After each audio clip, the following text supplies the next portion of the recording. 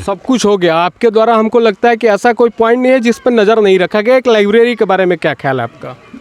निश्चित तौर पर लाइब्रेरी की व्यवस्था होनी चाहिए बच्चों के लिए। बस एक शिक्षा के नाते मतलब एक लाइब्रेरी, अगर मेरी सलाह माने तब। निश्चित तौर पर मैं कहना चाहूँगा कि अपने ग्राम पंचायत में जी लाइब्रेरी का व्यवस्था जरूर करवाऊँगा। कैसा लग रहा है आज के समय में? मुझे ही पकड़ा दीजिए इसे। हाँ। तो सबसे पहले तो मैं आपको धन्यवाद दूंगा जी। आपकी एंकरिंग में बड़ी गहराई से देख रहा हूँ बहुत कि जिस तरीके से आप इशू उठा रहे हैं जी। और उस इशू को भी टच कर रहे हैं जो शायद लोग टच नहीं करते जी। तो इसके लिए बहुत बहुत धन्यवाद आपको, आपके चैनल को।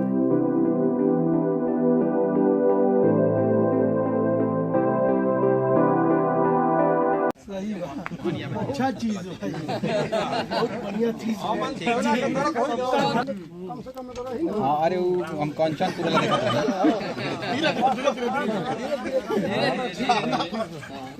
कंचनपुर में देखा। ऐसा मुखिया बड़न हमारा गांव में कि सब ग्रामीण जानता बा उनका छाँव में। ऐसा मुखिया के का करी बड़ाई लागत है कि छोड़ले नहीं खन एगो पढ़ाई।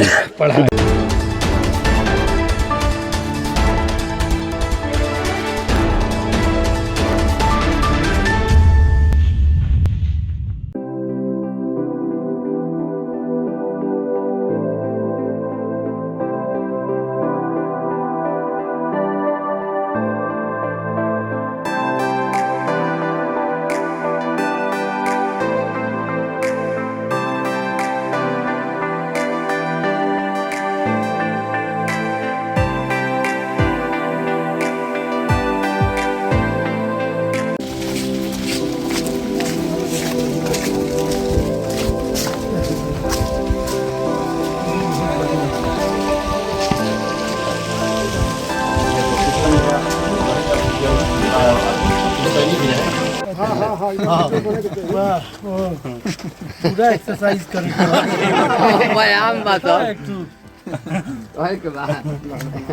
सबकर इतना गाँव भर के सब इतना आनंद सही सही भाई, बहुत बढ़िया। मनुष्य के जीवन का एक पवित्र त्यौहार होता है और उसे कहते हैं मतदान। एक सही मतदान आपके जीवन में कितना बड़ा बदलाव ला सकता है, उस धरातल पे हम मौजूद हैं जहां पर वोट की सही चयन का जो कीमत होता है वो दिखाने जा रहे हैं आपको। हम मौजूद हैं खड़ारी पंचायत में और यहाँ के मुखिया जो हैं वर्तमान में अरविंद कुमार सिंह, उन्होंने ऐसा कार्य कर दिखाया है कि न सिर्फ मीडिया बल्कि हर एक लोग विवश है इस गांव का एक लुत्फ़ उठाने पर, एक दौरा करने पर। और वजह भी आपके सामने इस कैमरे में कैद होगी और आपके सामने होगी कि आखिर क्यों यह चर्चा का विषय बना हुआ है गांव पूरे बिहार में। तो एक बार चाहेंगे कि थोड़ा सा नज़ारा दिखाया जाए। जो आपके पीछे पोखरा दिख रहा है और इस पोखरे के चारों तरफ आपको अनगिनत गेट दिख रहे हैं, बीच में जो पानी का फवारा दिख रहा है, ये आपको एक गांव में तो देख पाना असंभव सा दिखता है। वो भी मुखिया के फंड से ऐसा कार्य दिखता है तो असंभव सा है। इस गांव में मैं आपको बता दूं, उद्यान केंद्र, खुले में जिम और सबसे बड़ा चीज़ जो है सौदाह गृह। मैक्सिमम गांवों में ये चीज़ आपको नहीं देखने को मिलता है जो यहाँ बना हुआ है। शेड आपको, जो अगर कैमरा पहुँच पाता है तो एक बार आप दिखाइए उस शेड को। ये सौदाह गृह बनाया गया है। अगर बरसात के दिन में गांव में 100 को जलाना होता है तो बड़ा संकट में लोग पड़ते हैं कि कैसे इस संकट से उबरा जाओ। लेकिन मुखिया जी ने जो व्यवस्था किया है पार्क का, ओपन जिम का, और ये इतना बड़ा पोखरा और इसके बगल में भव्य मंदिर बना है सूर्य भगवान का। आइए एक बार हम लोग पार्क के अंदर थोड़ा चलते हैं और आपको दिखाते हैं कि क्या नज़ारा बना है इस गांव में, जो इतना खूबसूरती का ये आपको राज है। तो किस तरह से एक बार देखिए, कैमरा चाहेंगे एक बार इस पार्क की तरह घुमाया जाए और एक बार दिखाया जाए कि कितना खूबसूरत पार्क बना है। इंसान के जीवन में 2-3 चीज़ें काफ़ी महत्वपूर्ण होती है। व्यायाम करने की काफ़ी ललक होती है, लोग पैसे दे दे के फिजियोथेरेपी कराते हैं। लेकिन इस गांव में जो पार्क बनाया गया है, जो टहलने की व्यवस्था की गई है, आधा तो रोग मतलब आप ऐसे ही दूर कर सकते हैं जिस प्रकार से इस गांव में निर्माण कराया गया है इस पार्क का। एक और चीज़ का खासा ध्यान दिया गया है कि इस पार्क को यहाँ के जो एक सदस्य को भी चयनित किया गया है कि इसकी देखरेख में सुबह शाम पानी डालना, देखरेख करना। मैं आपको बता दूं कि नरेंद्र मोदी जी के द्वारा एक चीज़ शुरू किया गया था आदर्श ग्राम का। सांसद जी गोद लेते थे, गांव को गोद लिया जाता था और उस आदर्श ग्राम में सांसद जी गोद तो ले लेते थे। मैंने देखा भी है कि सांसद जी के द्वारा आदर्श ग्राम को गोद लिया गया और उस गांव का कायाकल्प आज तक पलटता ही नहीं है, जबकि वो सांसद के फंड का चीज़ होता है। आदर्श ग्राम कहने को गोद ले लेते हैं, लेकिन वो स्थिति में कोई भी सुधार नहीं आ पाता है। और ये एक ऐसा गाँव है जहाँ पर सांसद महोदय के द्वारा गोद नहीं लिया गया, विधायक के जी के द्वारा कोई स्पेशल फंड नहीं लाया गया। उसके बावजूद अगर मुखिया जी के द्वारा ऐसा कार्य किया जाता है तो ये काफ़ी उत्कृष्ट कार्य है। इसके लिए इनको बधाई के भी पात्र है। और मुझे नहीं लगता है कि कोई भी जनप्रतिनिधि को वोट पाने के लिए ऐसा कार्य करने की ज़रूरत है। अगर आप कार्य करते हैं, धरातल पर आते हैं, तो आगे आपको वोट मांगने की ज़रूरत नहीं है। अगर इंसान शिक्षित होगा और अपनी वोट की सही कीमत लगाएगा, मैं यूँ कहूँ कि बिकना नहीं है, आपको दिखना है, तो ये दिखता है। वोट का असर जो है, सही वोट का जो चयन किया गया है, सही लोगों का चयन किया गया है। मुखिया जी मौजूद है हमारे साथ। सबसे पहले तो आपको बधाई है इस चीज़ के लिए कि आप लोगों को विवश कर रहे हैं इस गाँव में आने के लिए। हम अपने तरफ से न्यूज़ सुपर चैनल को भी धन्यवाद देते हैं जी। छठ की शुभकामना देते हैं ग्राम पंचायत खड़ारी की तरफ से। एक चीज़ बताइए मुखिया जी, दो तीन चीज़ है मेरे जहन में कि आदर्श ग्राम को गोद लिया जाता था सांसद महोदय के द्वारा, उनके पास फंड की कमी नहीं होती थी।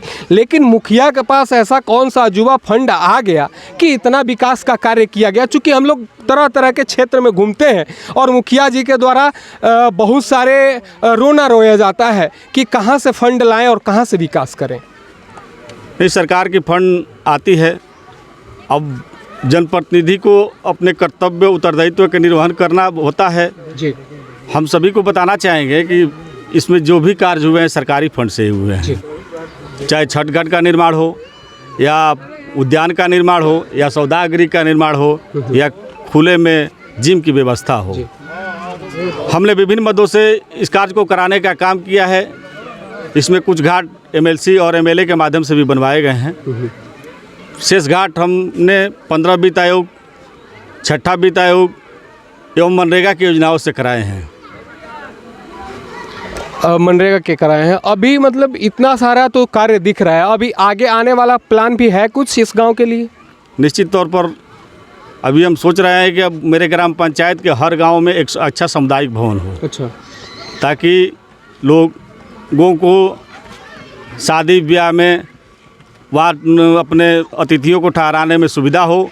कोई भी आप सार्वजनिक कार्यक्रम करते हो तो एक अच्छा हॉल होना चाहिए जिस हॉल के अंदर 100-200 आदमी बैठ सकें।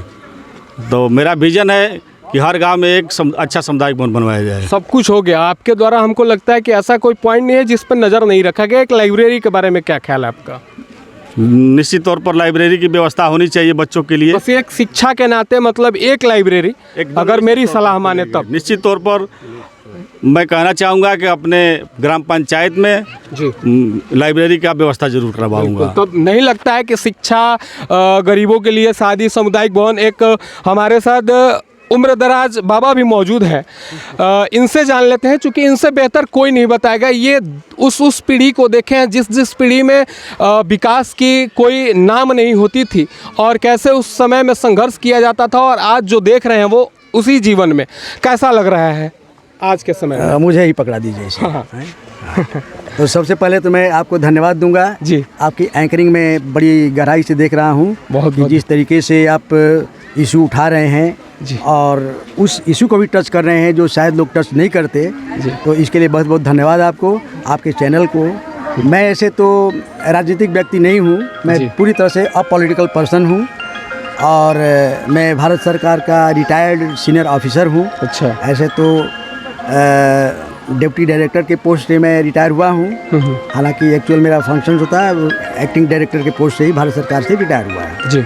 और अभी 1-2 साल से ही मैं गांव में रह रहा हूँ जी। पंचायत स्तर पे विकास कार्य की जहाँ तक बात है तो मैंने अपने टेन्योर में पूरे देश का दौरा किया है जी। और ग्राम स्तर पे भी मैंने काफ़ी कुछ देखा है। मुझे ये कहने में तनिक भी हिचक नहीं हो रही है कि जो डेवलपमेंट मैं ग्राम पंचायत स्तर पे यहाँ पे देख रहा हूँ, मैंने इंडिया के किसी भी स्टेट के किसी भी ग्राम पंचायत में इस प्रकार का मैंने नहीं देखा। नहीं देखा, सही बात है। अब देखिए कि हमारे माननीय मुखिया जी ने जो काम किया है जी, इसे एक आम आदमी तो आँख ही नहीं सकता। वो शायद वो सपने में सोच भी नहीं सकता कि ग्राम पंचायत स्तर पे भी इतना बड़ा काम किया जा सकता है। एक्चुअली ये इनके सोच का, ऊंची सोच का ही फल है, परिणाम है। बिल्कुल, अगर ऊंची सोच जब होती है तो ही बड़ा काम होता है। वो विजनरी है, ये विजनरी है। बिल्कुल। और ये तो अभी 1 साल के ही टेन्योर में इतना बड़ा काम किया, अभी तो बाकी 4 साल बाकी हैं। ये 4 साल में तो वो करामात करेंगे कि लोग बिल्कुल देखते रह जाएंगे। इन्होंने ये काम किया है कि जितने पंचायत हैं सभी लोगों को इससे बहुत बड़ा सबक लेना चाहिए जी। और जो नहीं कर पाते हैं किसी न किसी बहाने से, उनको देखना चाहिए कि कैसे संभव हुआ है। अब बताइए कि केवल एक मुखिया का जो फंड आता है, उस फंड के अलावा इन्होंने एमएलए फंड से लिया, दूसरी स्कीम से फंड लिया, इतना सब इन्होंने इसके पीछे अपना टाइम और ऊर्जा वेस्ट नहीं करी, यूटिलाइज किया। और उसी का परिणाम है कि आज धरातल पर ये सब कुछ दिखाई पड़ रहा है। और मैं ये फख्र महसूस करता हूँ कि ये तीर्थ स्थली बनेगा ये गाँव। ये पूरे ब्लॉक क्या पूरे डिस्ट्रिक्ट के लिए तीर्थ स्थली बनेगा। लोग आएंगे देखने के लिए और इस मॉड्यूल को और इस मॉडल को ले जाकर के अपने यहाँ रेप्लिकेट करेंगे। मैं चूँकि राजनीतिक व्यक्ति नहीं हूँ, फिर भी सीधी तौर पे बात नहीं कर रहा, लेकिन जो जनप्रतिनिधि हैं, चाहे वो विधायक हों, चाहे सांसद हो, चाहे सरकार में बैठे उच्च अधिकारी हों, उन्हें भी आके ये देखना चाहिए। वो देखेंगे तो उनको लगेगा कि जब एक गांव में, एक पंचायत में ऐसा हो सकता है तो ऐसा दूसरी जगह भी क्यों नहीं हो सकता है। और यदि दूसरी जगह भी ऐसा नहीं होता है तो उसकी वजह क्या है, उस गहराई में जाकर के भी देखना पड़ेगा कि जब एक जगह हो सकता है तो दूसरी जगह भी वो चीज़ हो सकता है। तो मुझे बहुत बहुत खुशी है इस बात का कि आप लोग इतना बड़ा कवरेज कर रहे हैं और इसको जितना हाईलाइट हो सकता है मास मीडिया के जरिए किया जाए, ताकि बहुत बड़े लेवल पे विकास का काम हो। आपका भी बहुत बहुत आभार कि आपने इतनी अच्छी जानकारी साझा की। देश में 65% युवाओं का भागीदारी है और भविष्य के निर्माण में युवा का जो योगदान हो सकता है वो किसी भी दौर का नहीं हो सकता है। हमारे साथ युवा भी मौजूद हैं, ये युवा पीढ़ी ही है। तो क्या अब मुखिया जी को आने वाला समय में वोट मांगने की ज़रूरत पड़ना चाहिए?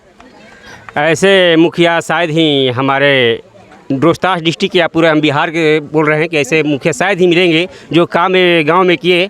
हमारे सभी ग्रामीण जनता बहुत खुश है। खड़ारी पंचायत से लेकर प्रखंड से लेकर जिला तक सभी इस मुखिया के बड़ाई करते नहीं थक रहे हैं। ऐसे मुखिया हम लोग शायद ही देखे हैं जो काम कर रहे हैं, वो बहुत ही सराहनीय काम है। मैं मुखिया के लिए 2 शब्द शायर के माध्यम से कहना चाहूँगा भोजपुरी भाषा में जी कि ऐसन मुखिया बड़न हमारा गांव में कि सब ग्रामीण जनता बा उनका छाँव में। ऐसन मुखिया के का करी बड़ाई लागत है कि छोड़ने नहीं खने गुरु पढ़ाई। धन्यवाद। ऐसे मुखिया के लिए जोरदार ताली होनी चाहिए। बहुत बहुत धन्यवाद। तो ज़्यादा समय नहीं लेंगे और एक इसको आग्रह कहा जाए या फिर जो भी कहा जाए, मैं भी कह देना चाहता हूँ कि उन लोगों के मुंह पे ये बड़ा तमाचा है जो पैसे की बदौलत और भी अन्य सामग्री की बदौलत चुनाव में वोट खरीदने की तरहीज दिखाते हैं। तो ऐसे लोगों के मुंह पे ये बिल्कुल तमाचा होगा। और ये हमारे साथ जो मौजूद हैं अरविंद कुमार सिंह जी, ये भी एक मुखिया प्रतिनिधि ही हैं। ये जीत कर ही आए, 1 साल भी नहीं हुआ और इन्होंने इतना बड़ा बड़ा कार्य करके दिखाया है। लोगों को बोलने पे मजबूर किए हैं कि हाँ मैंने काम किया है, मैंने विकास किया है और सरकार के फंडों को मैंने धरातल पे लाया है। तो मेरी भी आपको अग्रिम बधाई भी होगी कि आने वाले समय में जो जो चीज़ आप सोचे हैं उसको बढ़ चढ़कर कार्य करें और लोगों को विवश करें कि अरविंद कुमार सिंह के पक्ष में वो आने वाला मत का सही चुनाव करें, सही चयन करें। तो फिलहाल लेते हैं विदा और फिर इस गांव में विकास की धरोहर को आपके सामने परोसने जरूर आएंगे। तब तक दीजिए इजाज़त। धन्यवाद।